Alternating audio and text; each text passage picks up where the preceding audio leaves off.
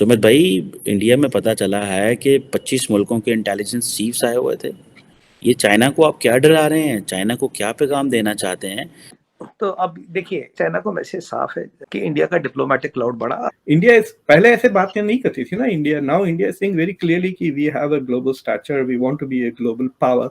So India is determined to become a major world power. Basically India जैसे economically बहुत ज़्यादा grow कर रहा है, तो उसकी जो आई सेट है वो बेसिकली आगे है नेक्स्ट सुपर पावर के ऊपर। वो इस चीज़ के ऊपर है कि वो जाए और पहले तो एशिया के अंदर अपना होल्ड जो है वो पूरा करे, उसके बाद वो फिर आगे जैसे अमेरिका है, चाइना है, उसके अभी मध्य मुकाबला आ रहा है वो। हालांकि शी जिनपिंग उन्होंने भी पूरी कोशिश की, चाइना ने पूरी इकोनॉमी ओपन अप कर दी। कोविड की सिचुएशन सबके सामने है कि फिर भी चाइनीज इकोनॉमी रिवाइवल पे आती नहीं दिख रही है। चाइना का एक टाइम था, मैंने कहा ना, चाइना ने गलती की। चाइना ने अपनी जो औकात है वो दुनिया को दिखा दी। China is not a trustable partner. The world knows China की economy is a fiasco, is a black box. Nobody knows what is happening inside. So it is the natural choice of the world. It is not China से हट रहे आ रहे। It is we are a more compelling or a more better option than China. And let me tell you, sir, we are an internal consuming economy with a 1.4 billion. Sumit भाई, actually at the end of the day India जो है वो ये सारा कुछ करना चाह रहा है टू शोकेस इट्स पावर। आपको पाकिस्तान ना आने की खुशी हो रही है, अफसोस हो रहा है? हेलो दोस्तों, स्वागत है आप सभी का एपी ज्ञान चैनल पे। तो फ्रेंड्स, आइए देखते हैं पाकिस्तानी मीडिया की लेटेस्ट वीडियो। जैसा कि आप जानते हैं कि यह हफ्ता भारत के अंदर बहुत गहमा गहमी रही, जिसके अंदर G20 समिट की शुरुआत हुई, उसके बाद रायसीना डायलॉग और उसके साथ साथ क्वाड देशों की मीटिंग, जिसमें इंडिया, अमेरिका, ऑस्ट्रेलिया और जापान के रिप्रेजेंटेटिव मिले। और अब एक और बड़ी खबर जिसके अंदर बताया जा रहा है कि 25 देशों के इंटेलिजेंस चीफ इंडिया में मौजूद थे।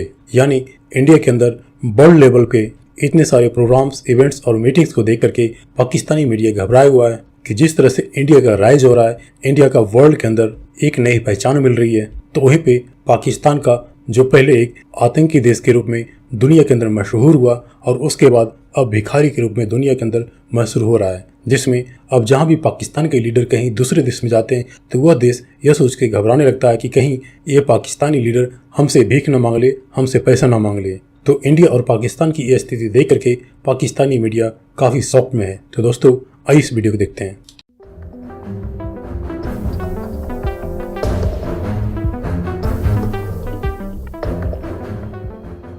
सुमित भाई, इंडिया में पता चला है कि 25 मुल्कों के इंटेलिजेंस चीफ्स आए हुए थे।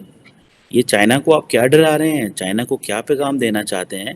देखिए चीमा साहब, बड़े बड़े शहरों में छोटी छोटी बातें तो होती रहती है, तो इसमें डराना धमकाना किसी को क्या। G20 चल रहा था, देखिए रायसीना डायलॉग चल रहा था, और जाहिर सी बात जब क्वाड की बात होगी और एक सिक्योरिटी, एक national security is a very important issue जिस पे गौर किया गया।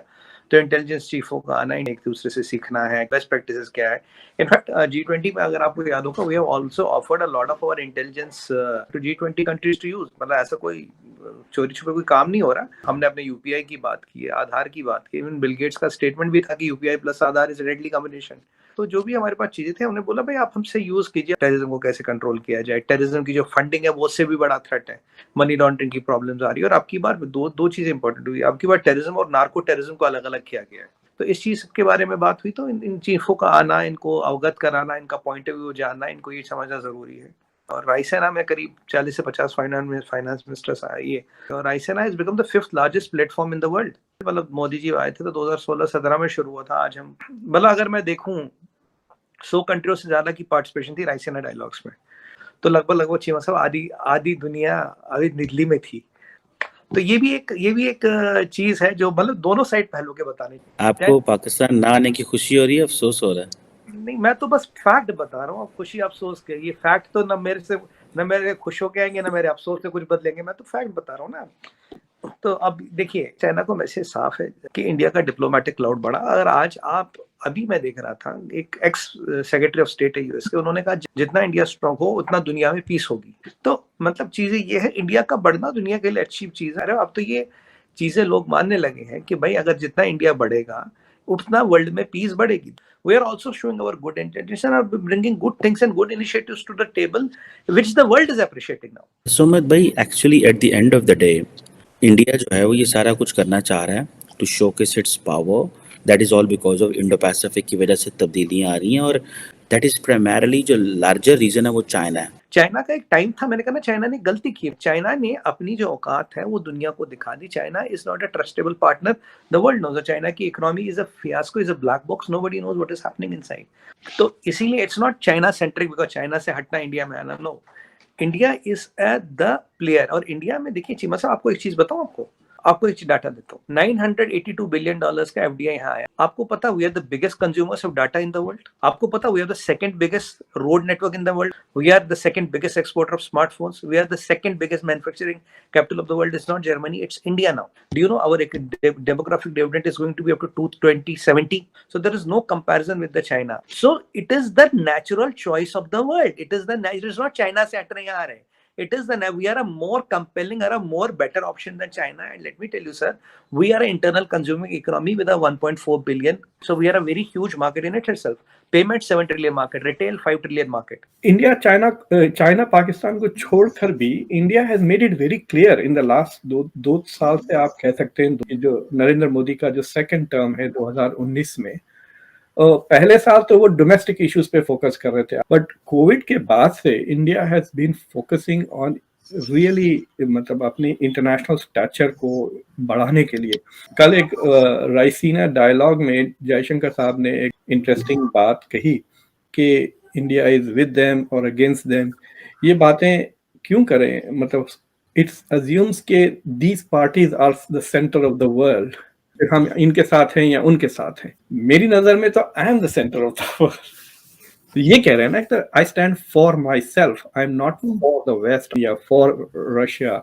इंडिया इज, पहले ऐसे बातें नहीं करती थी ना India. Now India is saying very clearly कि we have a global stature, we want to be a global power. Economy is doing well, it is the fastest growing big economy after Covid. और जाहिर है अगर पैसे आएंगे तो अच्छे हथियार भी खरीदेंगे, so the military power will also go. So India is determined to become a major world power. Basically India जैसे इकोनॉमिकली बहुत ज़्यादा ग्रो कर रहा है, तो उसकी जो आई सेट है वो बेसिकली आगे है नेक्स्ट सुपर पावर के ऊपर। वो इस चीज़ के ऊपर है कि वो जाए और पहले तो एशिया के अंदर अपना होल्ड जो है वो पूरा करे, उसके बाद वो फिर आगे जैसे अमेरिका है, चाइना है, उसके अभी मध्य मुकाबला आ रहा है। वो श्रीलंका के जो फॉरेन मिनिस्टर इंडिया को अप्रिशिएट कर रहे हैं, साथ कह रहे हैं कि हमारा इंडिया ग्रेटेस्ट पार्टनर है। उन्होंने कहा कि जब हम डिफॉल्ट किए थे तो तब इंडिया ने जो 3.8 बिलियन डॉलर्स हमें दिए थे, उसकी वजह से आज हमारी इकॉनमी जो है वो बैक कर रही है। बेसिकली इंडिया जैसे इकोनॉमिकली बहुत ज़्यादा ग्रो कर रहा है, तो उसकी जो आई सेट है वो बेसिकली आगे है नेक्स्ट सुपर पावर के ऊपर। ये जो फोकस है वो इस चीज़ के ऊपर है कि वो जाए और पहले तो एशिया के अंदर अपना होल्ड जो है वो पूरा करे, उसके बाद वो फिर आगे जैसे अमेरिका है, चाइना है, उसके अभी मध्य मुकाबला आ रहा है। वो उसका मकसद ये है कि वो सुपर पावर की तरफ जाए, क्योंकि वो बहुत ज़्यादा ग्रो कर रहा है। इसलिए वो चाहता है कि बांग्लादेश, श्रीलंका और जो उसके सराउंडिंग में कंट्रीज़ हैं और जो उसके अंदर कंट्रीज समाई हुई हैं साथ साथ, तो उनके साथ अच्छे ताल्लुकात कायम करे।